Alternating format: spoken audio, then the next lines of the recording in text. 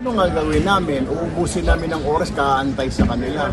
Paano kung natapos sila ng 12 o'clock, 1 o'clock, 2 o'clock, we'll wait for them? Hindi naman po pwede. Binatikos ng mga senador na kabilang sa grupo ni Senator Sherwin Gatchalian ang hindi pagdalo ng 18 dating sundalo sa consultative meeting ng Blue Ribbon Committee sa issue ng flood control projects kanina. Depensa naman ng kanilang abogado na si Attorney Livito Baligod, may problema sa ipinadalang sulat ng komite. Makikita ninyo rito, wala pong pirma yung nagsasabi na siya yung chairman ng Blue Ribbon Committee. Wala ring pirma yung Senate President. Walang approval. Kaya dyan po kami naguguluhan.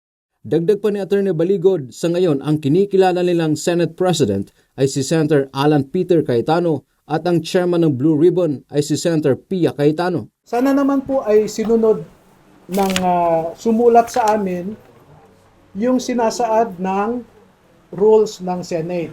Kaya po kami nagpunta rito kay Senator Robin para mapaliwanagan din kami.